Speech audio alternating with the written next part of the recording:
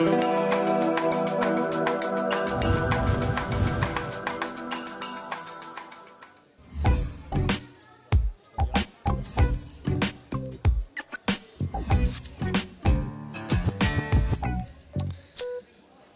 direct, c'est toute la journée sur le plateau de Fishing TV au Grand Pavois de La Rochelle.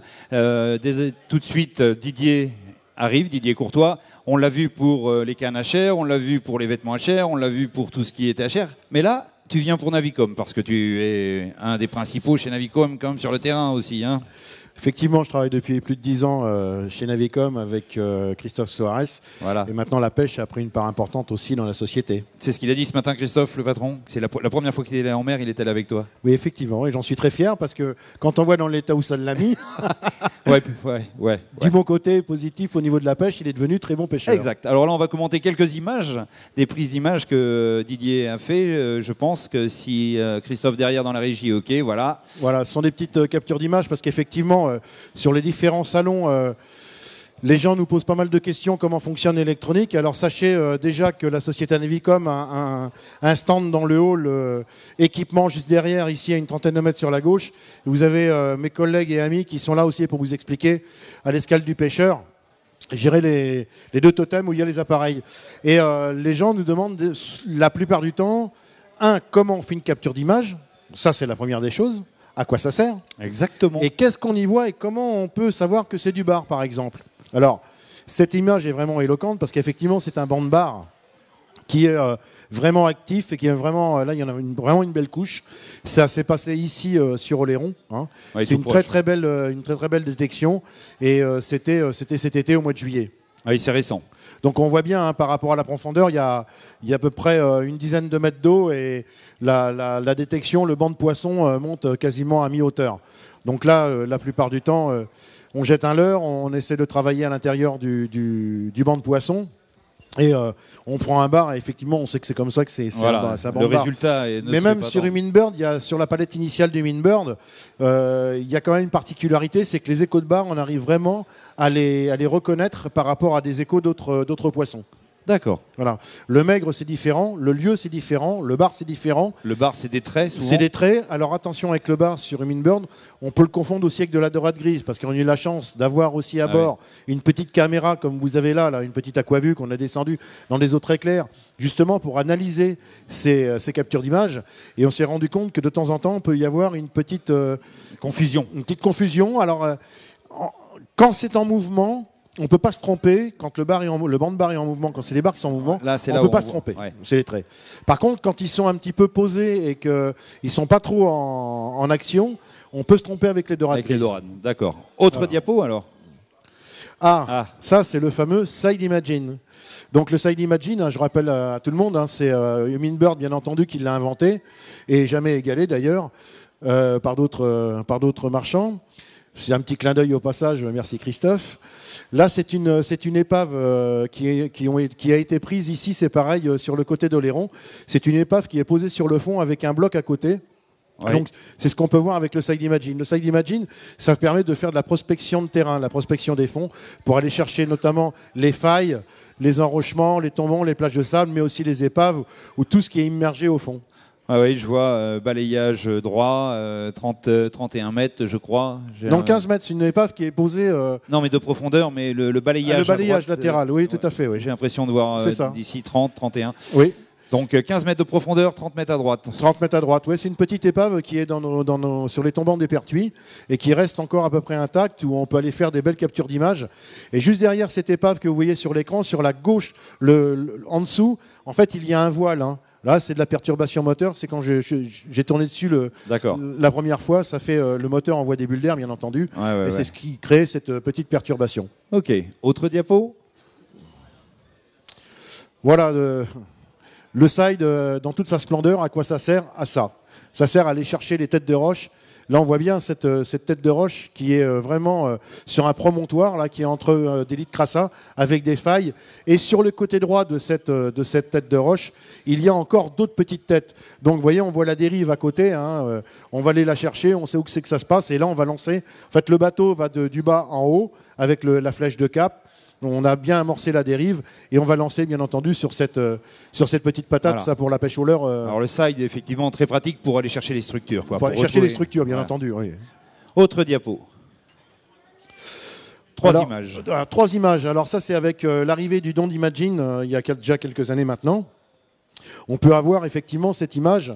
Alors on peut avoir les deux côtés au side. J'ai fait volontairement cette capture d'image avec un seul côté pour que les gens puissent bien se rendre compte. Voilà. Donc là, on a un caillou, c'est un peu dans le même coin. On a un caillou qui est posé sur un autre, posé sur un autre. Au Don't Imagine, en haut à gauche, on va voir ce caillou qui est posé. On le voit sur le side au milieu de l'écran et on voit ce que ça donne en 2D. Alors quand on voit le 2D, effectivement, et on voit le side à côté, là, il n'y a pas photo, quoi. Le side pour la prospection de terrain et trouver justement ce genre d'édifice au fond de l'eau.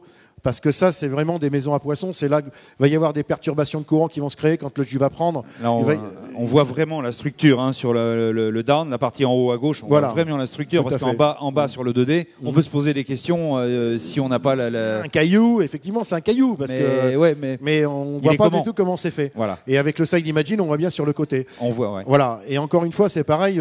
Regardez la vitesse, 4 nœuds 7. Là, je suis en prospection à 4 nœuds 7. Vous avez vu l'image du stade, comment elle est belle. Elle est vraiment exceptionnelle, cette image. Parce qu'à 4 nœuds 7, ça fait quand même déjà une vitesse assez importante. Et là, il n'y a pas de perturbation, il n'y a rien du tout. Quand la sonde est bien montée, on arrive à obtenir ces images-là. Autre diapo. La même chose sur un autre terrain, un peu plus creux. C'est exactement ce que je viens de citer, avec en plus des herbiers qui sont sur la partie gauche du Don't Imagine. Il y a quelques algues qui sont là. C'est exactement les terrains où on va chercher le bar. Quand on voit ces terrains-là, nous, effectivement, on commence à faire des waypoints là pour encadrer un peu la zone. Et après, on va travailler dessus à différentes heures de la marée pour voir si les poissons sont actifs, s'ils sortent des trous, s'ils sortent des failles. Voilà. Mais c'est vraiment des terrains de jeu là qui sont exceptionnels. Et sans le side, c'est trois images quand même, c'est super quoi. C'est vraiment génial. Ça, c'est encore le gros avantage de ces appareils-là, c'est que je vais vous montrer ici voilà, on peut l'avoir facilement. On a les trois images, le side, côté gauche, côté droit, le downside ici et le 2D en dessous. Ça, c'est quelque chose d'assez fabuleux chez Moonbird. On peut avoir ces images-là, que ça soit sur la série 700, 800, 900 ou 1100. Qu'est-ce que tu as toi, à bord de ton bateau, toi? À bord de mon bateau, j'ai un peu, on l'a monté un peu en machine de course. J'ai un 1198. Comme celui-ci, couplé avec un 1158 avec une sonde Airmar P79 à main d'huile. 1198, 1158. Voilà. Les deux. Les deux. Pour avoir, déjà d'une, c'est un bateau pour faire des essais, c'est un bateau pour faire des choses. Bien entendu, pour j'ai travailler. deux sondes side, une gauche et une droite pour avoir vraiment une belle qualité d'image, pour que la coque ne crée pas de petites interférences sur les sondes. Et une P79 pour avoir un sondage à grande vitesse, parce qu'à 30 nœuds, j'arrive à sonder sans aucun problème. Ah, c'est clair, c'est bien. Voilà. On regarde une dernière diapo. Alors là, cette diapo-là, elle est vraiment bien. Aussi, on voyait sur la partie basse de l'image de droite, bien en fait, ce sont des bancs de sable, tout simplement, des ridans de sable, et on voit l'amorce de la roche qui arrive. Donc c'est pareil, ce sont des postes qui sont vraiment super à pêcher. Et on voit aussi la tête de roche en haut à droite avec l'ombre, une petite ombre, une partie noire derrière. En fait, ce qu'on appelle, c'est l'ombre portée, tout simplement. Voilà. Okay. L'ombre portée, plus l'obstacle est haut, plus l'ombre derrière est longue. D'accord, on a le report. On va quand même voir une autre diapo après celle-ci. Ce serait intéressant. Celle-là est belle. Ça, oui, ça est belle. C'est pour ça que je te dis, on en regarde une autre. Ouais.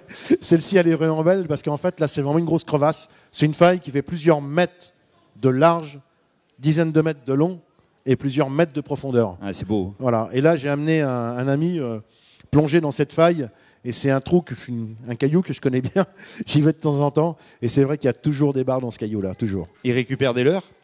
Il n'y a que moi qui y pêche, là. Donc il n'y a pas beaucoup de leurres au fond. Il n'y a pas beaucoup de leurres au fond parce que je leur fous la pêche, j'y vais de temps en temps quand je veux faire parce plaisir. Que là, un trou comme ça, c'est. Si on ne sait pas trop le pêcher, à mon avis. Il est caché au milieu de nulle part. Ok, voilà. C'est joli diapo ça. Ça, c'est un beau truc. Ouais, c'est ce qu'on arrive à avoir avec le side.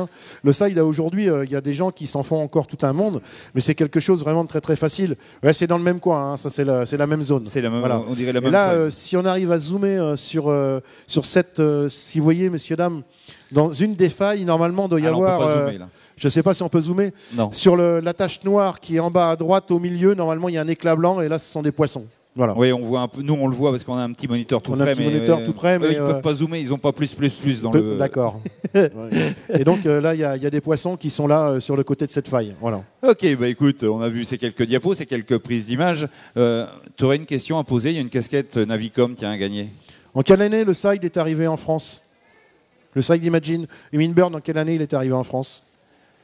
D'après vous? Ah. Quelle année le Side Imaging est arrivé en France? Est-ce que quelqu'un le sait? Alors, on va compter en nombre d'années. 1 an, 2 ans, 3 ans, 4 ans, 5 ans, 6 ans, 7 ans, 8 ans? Allez. Comment? 4. Perdu. 2. Perdu. 3. Perdu. 8. Je l'ai eu sur mon bateau la première fois il y a de ça 8 ans. Voilà. Et voilà. Allez, on monte sur le plateau, on vient récupérer. C'était le premier appareil qui arrivait en France et avec Christophe, on a été faire un coup de pêche sur Saint-Denis-d'Oléron et c'est vrai que la première fois, on n'a rien compris. On a compris en rentrant dans le port quand on a vu les poteaux de ponton et l'histoire du Side a démarré là. Voilà. Alors, bravo pour la casquette. Est-ce que vous êtes pêcheur? Oui, pêcheur amateur. Pêcheur amateur, et vous pêchez quoi? Eau douce et eau salée, mais salée très récemment depuis le mois d'août. Je pêche le bar, le maigre. Et non, que bar et maigre. En fait, j'ai pas de bateau, donc j'ai un flot tube et je pêche dans le Pertuis à l'Aiguillon-sur-Mer. Ah, sportif en plus, voilà, bien, bravo alors. Bienvenue dans Bravo. Alors, originaire du coin, quoi. Ouais, Luçon, en Vendée. D'accord, bonjour à John, alors. Pas de problème, il est en compétition là ce week-end. D'accord. Allez, félicitations, bravo et bonne pêche en Vendée, alors. Merci à toi, Didier, et à un prochain plateau, je crois, pour HR de mémoire. Exactement. Ok, et nous, à tout de suite.